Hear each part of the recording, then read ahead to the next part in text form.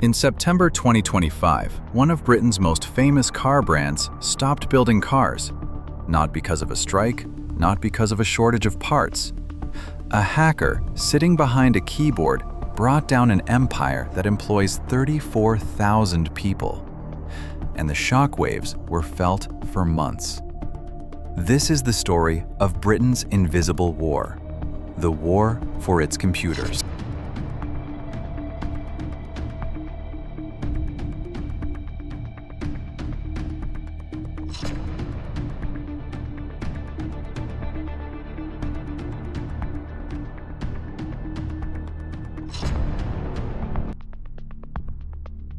Why the UK is a target.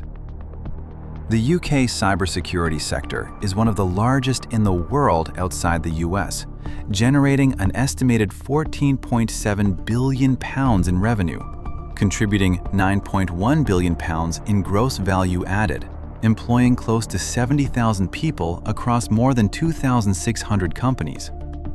The UK is a heavily digitized economy. Financial services, the NHS, energy, and government services all run on interconnected digital systems, which is exactly what makes it attractive to attackers.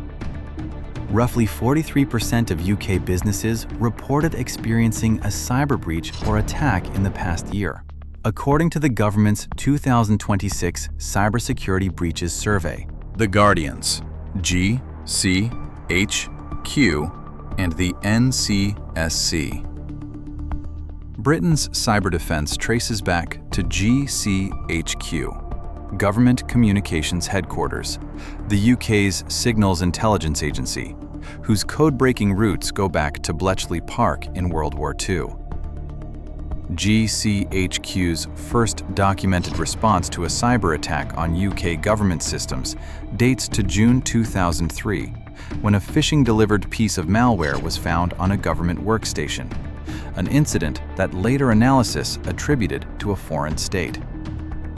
In 2016, the government created the National Cybersecurity Centre, NCSC, as the National Technical Authority for Cybersecurity, folding in GCHQ's Information Security Arm, CESG, the Centre for Cyber Assessment, CERT UK, and cyber functions of the Centre for the Protection of National Infrastructure. The NCSC formally opened in October 2016 and was dedicated by the Queen in February 2017, backed by a £1.9 billion investment. The NCSC's mission: make the UK the safest place to live and work online. It handles major incident response, publishes guidance like the Cyber Essentials certification scheme, runs the public phishing report email address, and works with international partners, the Guardians, G, C, H, Q, and the NCSC. Britain's cyber defense traces back to GCHQ, Government Communications Headquarters, the UK's signals intelligence agency, whose code-breaking roots go back to Bletchley Park in World War II. GCHQ's first documented response to a cyber attack on UK government systems dates to June 2003, when a phishing-delivered piece of malware was found on a government workstation, an incident that later analysis attributed to a foreign state. In 2016, the government created the National Cybersecurity Centre, NCSC, as the National Technical Authority for Cybersecurity, folding in GCHQ's Information Security Arm, CESG, the Centre for Cyber Assessment, CERT UK, and cyber functions of the Centre for the Protection of National Infrastructure. The NCSC formally opened in October 2016 and was dedicated by the Queen in February 2017, backed by a £1.9 billion investment. The NCSC's mission: make the UK the safest place to live and work online. It handles major incident response, publishes guidance like the Cyber Essentials certification scheme, runs the public phishing report email address, and works with international partners. The tipping point. A run of headline attacks that hit UK households and businesses in 2025. 1. Jaguar Land Rover, the costliest cyber attack in UK history. Attack began August 31, 2025. JLR detected the intrusion September 1st and shut down its own IT systems to contain the spread. Production across UK plants was halted for roughly 5 weeks, with staff told to stay home. The shutdown also hit suppliers. Over 5,000 businesses in JLR's global supply chain were affected. The Cyber Monitoring Center estimated the total cost to the UK economy at approximately £1.9 billion, calling it the most financially damaging cyber event ever to hit the UK. Some later reporting, New York Times, June 2026, put total economic damage closer to $2.5 billion. JLR reported a £485 million pre-tax loss for the July to September 2025 quarter, versus a £398 million profit the year before, with the cyber incident cited as a major driver. The Bank of England later said the JLR disruption contributed to the UK's slower-than-expected GDP growth that autumn. Personal data of current and former employees, bank details, tax codes, national insurance numbers, salary data, was confirmed compromised in December 2025. Initial reports blamed a loose collective of hackers linked to groups known as Scattered Spider, Lapsus, and Shiny Hunters, sometimes called Scattered Lapsus Hunters. Later investigation reporting, NYT, June 2026, indicated UK and US investigators traced the breach to Russian hackers, raising the question of whether this was a state-linked act rather than ordinary cybercrime, with commentary that it may relate to UK support for Ukraine. 2. Marks & Spencer, Co-op, and Harrods, the retail wave.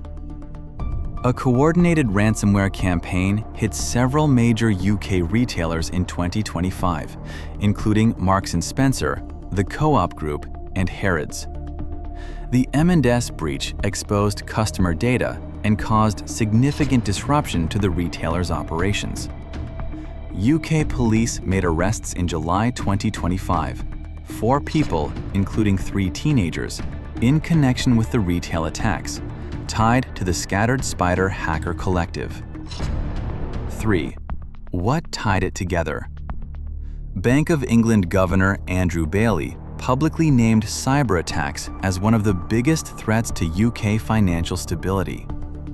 Industry analysts, NCC Group, described 2025 as a tipping point, the year cyber risk stopped being an abstract IT problem and became a mainstream economic and business continuity issue. Who's behind the attacks? Nation-state actors. NCSC has repeatedly flagged Russian state-linked groups as a persistent threat to UK critical infrastructure and energy systems. In 2024, the NCSC and international partners exposed a North Korean state-sponsored group known as Andariel, linked to North Korea's Reconnaissance General Bureau, targeting defense, aerospace, nuclear, and energy sectors, and even using ransomware against healthcare organizations to fund espionage. Cybercriminal collectives. Groups like Scattered Spider, Lapsus, and Shiny Hunters, often young, English-speaking hackers using social engineering, phishing, help desk manipulation, MFA fatigue, rather than pure malware, have been blamed for the biggest UK retail and automotive attacks of 2025. The blending threat. A recurring theme experts raise is that the line between ordinary cybercriminal ransomware gangs and state-directed sabotage is blurring. Some criminal-style attacks may serve state interests. How Britain is responding. The policy reset. In January 2026, the UK government made an unusually candid admission. Years of public sector cybersecurity policy had failed. A State of Digital Government review found that 28% of the government's digital estate runs on legacy technology, and that the original target of securing all government bodies by 2030 was no longer achievable. This led to the Government Cyber Action Plan, GCAP, replacing the older Government Cybersecurity Strategy, backed by £210 million in central investment, compared to £2.6 billion allocated under the 2021 strategy, a gap some experts say is too small for the scale of the problem. GCAP creates a new Government Cyber Unit, GCU, to centralize standard setting, coordinate risk management, and enforce accountability across departments, a shift away from the old voluntary guidance model toward mandatory centralized rules. Suppliers to government are also facing tighter contractual cybersecurity requirements, reflecting concern about third-party and supply chain risk, directly echoing the JLR case. Legislation. The King's Speech in May 2026 placed cybersecurity at the center of the government's legislative agenda, describing the UK as operating in an increasingly dangerous and volatile world. Centerpiece legislation. The Cybersecurity and Resilience Bill, CSRB, which had its second reading in Parliament in January 2026. It aims to modernize legal powers for law enforcement, including a proposed new cybercrime risk order, and extend security obligations to more essential service providers and their supply chains. A parallel Digital Access to Services Bill would create a legal framework for a voluntary UK digital identity system. Sector-specific moves. The Department for Energy Security and Net Zero, DESNZ, published a dedicated cybersecurity strategy for the energy sector in 2026, citing warnings from GCHQ about growing threats to critical infrastructure from state-backed actors, particularly Russia, and about attackers using AI to speed up attacks. A cross-industry exercise simulating a major attack on Great Britain's energy grid is planned by the end of 2026. Independent policy voices, like the Royal United Services Institute, RUSI, have argued the government needs to go further, treating cyber risk as core to economic security, mandating board-level accountability for cyber risk in companies, and properly funding regulators.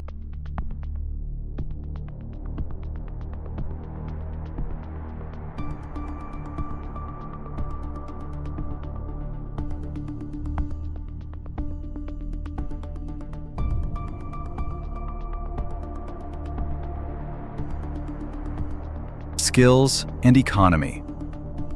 The UK faces a persistent shortage of experienced cybersecurity professionals, affecting both government and private industry. Government responses include apprenticeship pathways, university partnerships, and programs like Tech First, aimed at building the specialist talent pipeline. Despite the shortage, the UK cyber sector keeps growing. Over 2,600 active firms as of 2026, a 20% increase in firm count year on year, with a notably high share of medium and large firms compared to the UK's wider business population, suggesting the industry itself is maturing and consolidating. For example, Sophos's 2025 acquisition of SecureWorks and UK firm Limerston Capital's roll-up of several British cyber businesses into one platform in December 2025. What it all means. Britain built some of the world's first cyber defenses, tracing a line from the codebreakers of Bletchley Park to the analysts inside GCHQ today. But 2025 proved that expertise alone isn't enough. A single breach at one car company cost the country close to £2 billion and dented economic growth itself. The next few years, with a new cybersecurity and resilience bill, a new government cyber unit, and billions in emerging strategy, will decide whether Britain's cyber defenses catch up to the threat or keep playing catch-up after the fact.